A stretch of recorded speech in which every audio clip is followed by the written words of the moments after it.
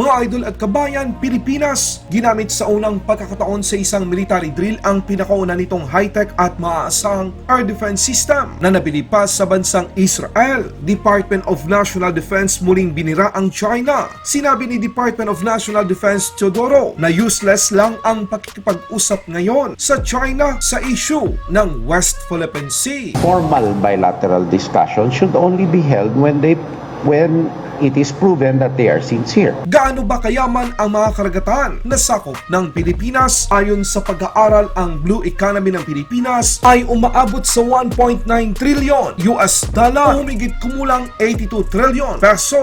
The blue economy potential of the Philippines using 2007 prices is pegged at $966 billion to $1.5 trillion if the continental shelf is included. Kaya pala kahit na pinapalayas natin ang China sa West Philippine Sea, Kalayaan Island Group at Spratly, nandyan pa rin sila pabalik-balik. Kaya't isinusulong ng Senado ang panukalang Maritime Zone para mas mabigyan pa ng pangil ang mga karapatan ng Pilipinas sa mga nasasakupang dagat ito.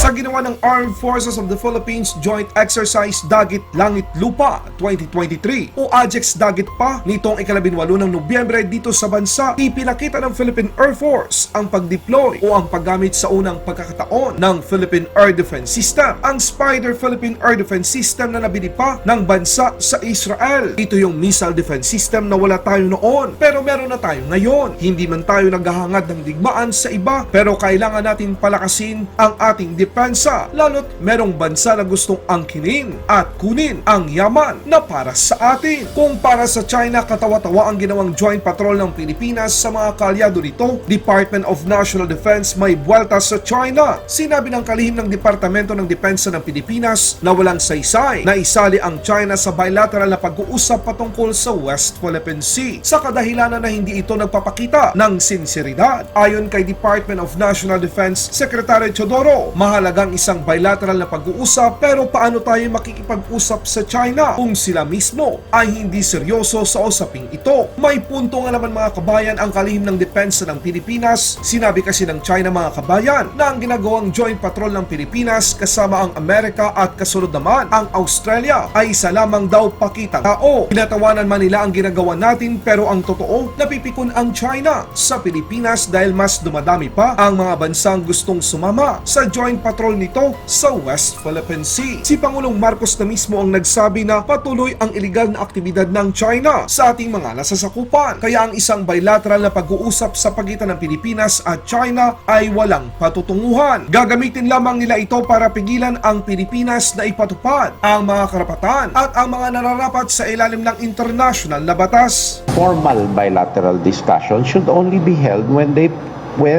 it is proven that they are sincere. But the President himself has said their illegal activities continue unabated. So to enter into bilateral negotiations and not talks, in that context, will be just, to me, playing into their playbook. Senado sa pangunguna ni Senator Tolentino, ginagawa ang isang batas para mas lalong maging solido ang mga karapatan ng Pilipinas sa West Philippine Sea. Mahalaga ang West Philippine Sea sa mga kababayan nating mga Pilipino dahil hindi birong kayamanan ng Pilipinas ang meron dito. Ayon sa pag-aaral, ang blue economy ng Pilipinas, ito yung mga isda, mga buhay na aquatic resources, oil at gas, pati minerals, corals at iba pa sa kabuuan ng maritime zone. Sa presyo noong 2007 ay umaabot sa 1.5 trillion US dollar o katumbas ng humigit kumulang 82.5 trillion peso. Ganyan kayaman ang Pilipinas, kaya ganyan kahalaga para sa Pilipinas ang mga nasasakupan nito na dapat nating bantayan at protektahan. The Philippine Maritime Zones Act will enable the Philippines, as I've said, to fully enforce maritime laws and enjoy its rights over its territory and exclusive economic zone, and pave the way for clarifying and updating maritime laws and policies which have been enacted prior to UNCLOS. This will further fortify our rights and entitlements over our maritime zones and provide the country with a strong diplomatic negotiating tool in pursuing our interests therein. In addition to this, the clear delineation of the maritime boundary of the Philippines will help relevant government institutions in harnessing ocean resources and maritime spaces that are crucial in developing the country's blue economy potential. According to a study by Dr. Rodora Azanza, the blue economy potential of the Philippines using 2007 prices is pegged at $966 billion to $1.5 trillion if the continental shelf is included. In sum, Mr. President, the Maritime Zones Law will help the Philippines in numerous ways and can even serve as our foundational policy that, 1, serves as the driving force for the Philippines to forge a comprehensive maritime security framework. Number 2, advance the Philippine interest, most especially in terms of protecting, sustainably harnessing, and maximizing the Philippines' marine resources. Third, it will provide guidance on the rights, duties, and entitlements of the Philippines on different maritime zones. And finally, it can be utilized to further the goals of other relevant maritime laws of the Philippines. My dear colleagues, it is now our turn, my dear colleagues, to continue the work of Senator Arturo Tolentino by adopting one of the most important laws in our country's history. The Philippine Maritime Zones Act of 2023 will be inscribed as a pivotal moment in our maritime history.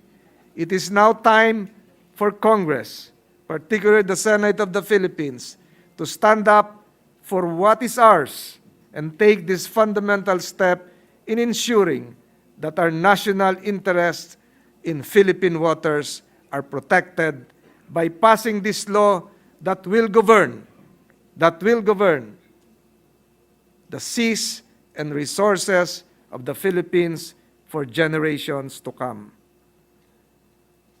May I also remind our dear colleagues, Mr. President, of the many incidents of aggression from our Chinese counterparts that we have experienced recently in the West Philippine Sea. One too many incidents of aggression already, Mr. President. It is time we take a stand against this bullying, Mr. President.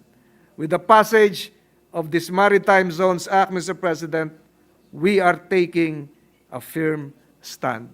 Maraming salamat po. Maraming salamat, distinguished colleague. Laban Pinas.